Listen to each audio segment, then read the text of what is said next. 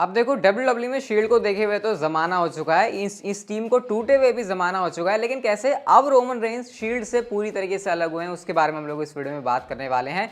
क्या गोल्डबर्ग का अगला मैच होने वाला है बिगी के साथ? इसके अलावा इस वीडियो में एक स्पॉइलर मेरे पास आपको देने के लिए जो कि आने वाले कुछ महीनों के लिए है। कल के रॉ के बारे में बात करेंगे। रोमन रेंस को स्टिल चैलेंज मिल रहा है यूनिवर्सल चैंपियनशिप के लिए, भले उनका मैच ऑफिशियल हो गया है रेसलमेनिया बैकलैश के अंदर। तो हर बार की तरह इस वीडियो में भी बड़ी सारी इंटरेस्टिंग अपडेट्स हैं। वीडियो को आप लोग लाइक जरूर कर देना और लास्ट तक भी देखना।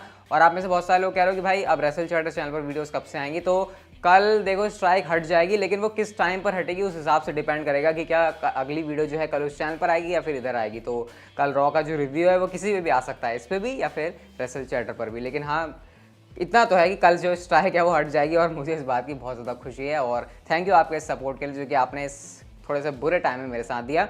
खैर, हम लोग चलते हैं अपनी मेन स्टोरीज की तरफ और शुरुआत करते हैं सबसे पहले उसी स्पॉइलर के बारे में। Guys, Jimmy and Jey Uso बहुत जल्दी जीतने वाले हैं स्मैकडाउन की टैग टीम चैंपियनशिप। ये है आपके लिए स्पॉइलर। और WWE का प्लान ये है, जैसा आपको पता ही था, बहुत टाइम से हमको लग रहा था कि रोमन रेंस के साथ जे ऊसो हैं, जिमी ऊसो कब आएंगे, कब इनकी टीम बनेगी। तो गाइस, सीन यहाँ पर कुछ ऐसा है कि WWE का करंटली ये प्लान है आने वाले कुछ महीनों के लिए कि जिमी एंड जे ऊसो दोनों को चैंपियनशिप जितवाएंगे और उसके बाद वो रोमन रेंस के साथ जो है टीम में होंगे और जो हमको तीनों सुपरस्टार्स देखने को मिलेंगे वो होंगे चैंपियंस। लेकिन बीच में भी दिक्कत वाली बात यह है कि जिमी एंड जे ऊसो एक हील सुपरस्टार के तौर पर ही काम करेंगे। फिलहाल जिमी ऊसो जैसे भी चल रहे हैं, आने वाले कुछ महीनों में, आने वाले कुछ टाइम में आपको पता है उनको भी रोमन रेंस की साइड ही हो जाना है। तो अभी WWE कुछ ऐसे प्लान कर रही है कि पहले जो चैंपियनशिप अभी आपको पता है वो जिगलर एंड रूड के पास है जो कि हील है, लेकिन उससे पहले वो चैंपियनशिप दी जाएगी एक बेबी फेस सुपरस्टार को। और एक तरीके से वो सिर्फ जो चैंपियंस होंगे ना वो ट्रांजिशन करने के लिए होंगे, मतलब उनको बस एक तरीके से मोहरे की तरह यूज किया जाने वाला है। और मुझे क्यों लग रहा है कि वो टीम रे मिस्टीरियो और डोमिनिक की हो सकती है। तो यहाँ पर कुछ अपडेट है जिमी एंड जे ऊसो के बारे में और शायद वो टाइम बहुत जल्दी है जब रोमन रेंस एंट्री कर रहे होंगे यूनिवर्सल चैंपियन के तौर पर और साइड में उनके पास जो दो कजन होंगे उनके पास भी चैंपियनशिप होगी। तो देखने वो टाइम कब आता है, लेकिन ये एक बड़ा स्पॉइलर है रोमन रेंस की इस फैक्शन के बारे में। नेक्स्ट गाइस, हम लोग बात करते हैं बेकी लिंच के बारे में। तो सबसे पहले तो मैं आपको ये बता दूं कि बेकी लिंच ने अभी कुछ एक हफ्ते पहले WWE के साथ एक नया कॉन्ट्रैक्ट साइन कर लिया है।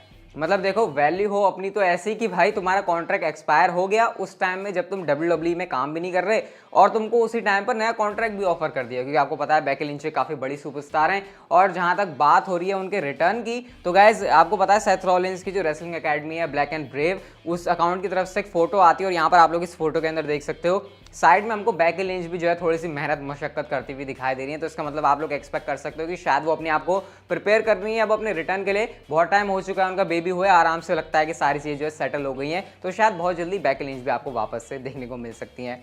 नेक्स्ट गाइस, हम लोग बात करते हैं रायबैक के बारे में। और क्या रायबैक अब रिटायर होने वाले हैं? मतलब मैंने आपको भी रिसेंटली बताया था कि रायबैक ने एक ट्विटर के ऊपर पोल किया था जहां पर वो खुद फैंस से पूछ रहे थे कि तुम बताओ मुझे किस प्रमोशन में जाना चाहिए। उन्होंने वहां पर NXT को मेंशन किया था, AEW को मेंशन किया था, शायद इम्पैक्ट को भी किया था और एक पोल था रिटायर का। और सबसे ज्यादा वहां पर जो वोटिंग है जब उसका फाइनल रिजल्ट निकलता है तो वो रिटायर के ऊपर थी। इसके बाद रायबैक ने एक और पोल किया, क्योंकि उनके हिसाब से जो बॉट्स हैं, यानी कि ऐसे लोग जो कि फ्रॉड हैं उनके चैनल के ऊपर, वो जानबूझ के रिटायर पर वोट करवा रहे हैं ताकि वो रिटायर हो जाएं। फिर से उन्होंने पोल किया, उसके बाद भी रिटायर आ गया।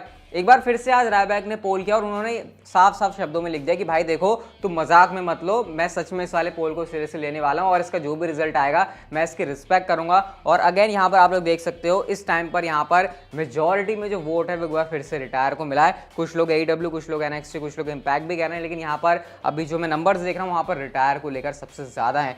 और क्योंकि रायबैक ने यहाँ पर लिखा है कि जो भी इस पोल के रिजल्ट आएंगे वो उसको रिस्पेक्ट करने वाले हैं, तो क्या रायबैक यहाँ पर रिटायर होने वाले हैं?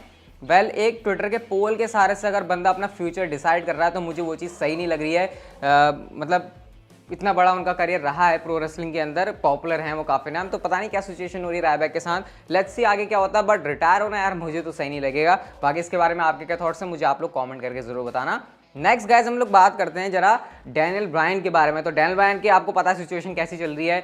WWE के साथ कॉन्ट्रैक्ट एक्सपायर हो गया, किसी दूसरे प्रमोशन में भी नहीं है इस समय, वो घर पे टाइम बिता रहे हैं। तो गाइस उनके बारे में अपडेट ये है कि सिंपली डैनियल ब्रायन ने WWE के साथ कॉन्ट्रैक्ट शायद इसीलिए भी साइन नहीं किया है क्योंकि वो अभी घर पर टाइम बिताना चाहते हैं, उनको किसी प्रमोशन के अंदर नहीं जाना। और एक तरीके से ये उनका टाइम है जहां पर वो अपनी बैटरीज को दोबारा से रिचार्ज कर रहे हैं और जब उनको वापस से रेसलिंग के अंदर आना होगा तो वो WWE के साथ सिंपली कॉन्ट्रैक्ट साइन करके WWE कंपनी के अंदर आ जाएंगे। तो ये कुछ यहाँ पर डैनियल ब्रायन के बारे में अपडेट है।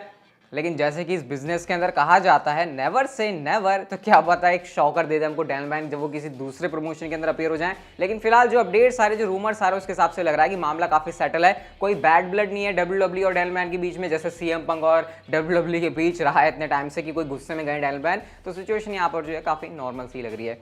नेक्स्ट अपडेट की तरफ गाइस हम लोग चलते हैं और बात करते हैं केविन ओवेंस के बारे में। मैंने आपसे कहा नहीं कि रेसलमेनिया बैकलैश के अंदर तो रोमन रेंस का मैच सिजारो के साथ होने वाला है यूनिवर्सल चैंपियनशिप के लिए, लेकिन केविन ओवेंस ये याद दिलाना चाहते हैं कि भाई तुम मुझे भूलो मत। उन्होंने यहाँ पर कहा कि रोमन के ऊपर मेरा पूरा फोकस है और रोमन रेंस में तुमको आज ही बात बता देना चाहता हूँ कि अगर तुम सिजारो से टाइटल नहीं हारते या फिर कोई और बंदा तुमको टाइटल के लिए नहीं हराता तो मैं ही वो बंदा होने वाला जो तुमसे यूनिवर्सल चैंपियनशिप को लेगा। और यहाँ पर वो ये कहते हैं कि ये मिस्टेक तो मत कर देना सोचने की कि मैं यहाँ से जा चुका हूँ, क्योंकि मैं अभी भी यहीं पर हूँ और मेरी निगाहें तुम्हारी यूनिवर्सल चैंपियनशिप के ऊपर ही हैं।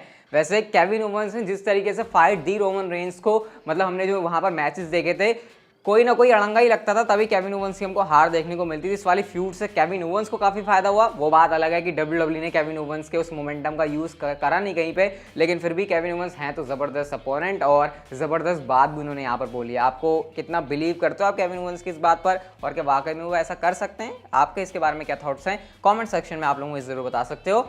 नेक्स्ट गाइस हम लोग बात करते हैं गोल्डबर्ग एंड बिगी के मैच के बारे में।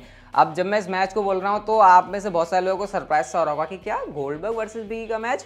तो गाइस गोल्डबर्ग ने खुद इस बात की इच्छा जताई है कि वो बिगी के साथ एक मैच करना चाहते हैं, क्योंकि उनको लगता है कि बिगी के साथ काम करके शायद उनके अंदर का जो है ना, मतलब जो सबसे बेस्ट परफॉर्मेंस उनकी निकल सकती है वो बिगी के साथ निकल सकती है। और आपको ये पता है कि गोल्डबर्ग का जो भी मनपसंद ओपोनेंट होता है डब्ल्यूडब्ल्यू उनको थमा देती है। रोमन रेंस चाहिए था, थमा दिया, वो तो आपको पता है, क्योंकि रोमन रेंस तो खुद ही कंपीट करने से मना कर दिया था, इसलिए मैच नहीं हुआ। ड्रू मैकिंटायर चाहिए था, वो दे दिया। अब बिगी चाहिए तो क्या पता इन फ्यूचर दे दें। और इसके पीछे की स्टोरी ये है कि गोल्डबर्ग ने कहा कि जब मैं WCW में काम किया करता था तो उस टाइम पर बिगी वो बंदा था, बिगी वो रीजन था जिसकी वजह से मैंने अपना एक मैच मिस कर दिया था, क्योंकि वहां पर मैं मीट एंड ग्रीट कर रहा था, आपको पता है जहां पर ऑटोग्राफ वगैरह सारा सेशन होता है, तो वहां पर उसमें से एक बच्चा बिगी भी था। तो क्योंकि मुझे उनके लिए कॉन्ट्रैक्ट बोल रहा हूँ, उनके लिए ऑटोग्राफ साइन करने थे, तो इसलिए मैं अपनी फ्लाइट पे नहीं जा पाया और इस वजह से जो है मेरा वो मैच मिस हो गया। तो बिगी की वजह से मेरा मैच मिस हुआ, तो चलो इसको सेटल कर रहे थे। मतलब यहाँ में मजाक में गोल्डबर्ग ने बोला, लेकिन ये बड़ी इंटरेस्टिंग स्टोरी थी कि कैसे बिगी के लिए उन्होंने ऑटोग्राफ साइन किया था और बाद में उस वजह से उनका जो मैच है वो मिस हो गया। तो देखते हैं क्या यहाँ पर कहानी बनती है।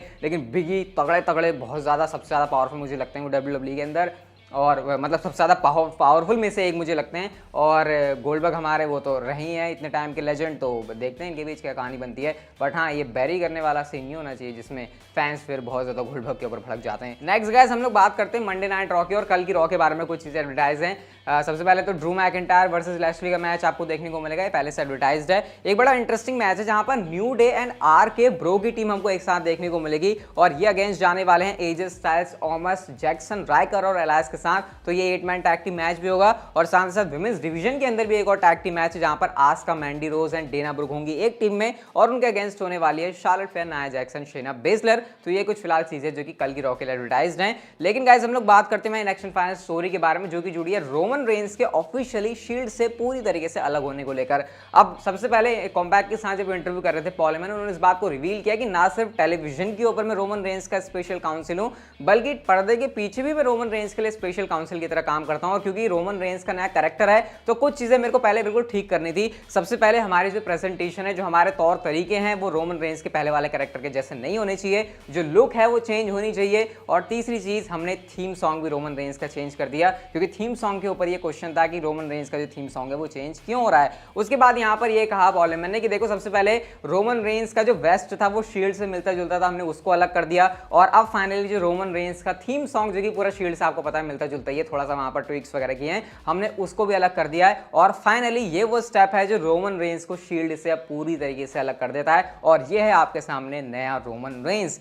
वैसे अगर देखा जाए तो शील्ड जब से टूटी है तो डीन एम्ब्रोज, वैसे तो अब वो AEW के अंदर ही है तो वो तो वैसे ही अलग हो चुके हैं, लेकिन रोमन रेंस से सबसे ज्यादा शील्ड वाले अपने कैरेक्टर के अंदर ही रहा करते थे। फिर चाहे वो वेस्ट पहनना हो, फिर चाहे उनका थीम म्यूजिक है, वो तो भाई पूरा शील्ड जैसा ही था। लेकिन अब ये बिल्कुल डिफरेंट रोमन रेंस है। इमेजिन करो उस बंदे को जिसने सालों बाद आज WWE देखी और उसने पहले रोमन रेंस को शील्ड में देखा और अब वो इस रोमन रेंस को देख रहा हो, भाई उसके तो होश ही उड़ जाएंगे एक तरीके से। इतना चेंज आ गया रोमन रेंस में। बट खैर अगर शील्ड दोबारा से WWE में आती है तो वक्त नहीं लगेगा रोमन रेंज को भी बदलने में, ये तो रोमन रेंज को क्या बाकी सबको बदलने में, और शायद एक टाइम वो तो आएगा ही जहां पर शायद हमको शील्ड फिर से WWE में देखने को मिल सकती है। खैर वो तो रही फ्यूचर की बात, लेकिन ये वाली वीडियो हमारी यहीं तक की थी। अगर आपको अच्छी लगी तो लाइक कर दो, इस चैनल को सब्सक्राइब कर दो, और तब तक आप जिंदगी के मजे लो, वरना पता है ना ज़िंदगी आपसे मजे ले लेगी।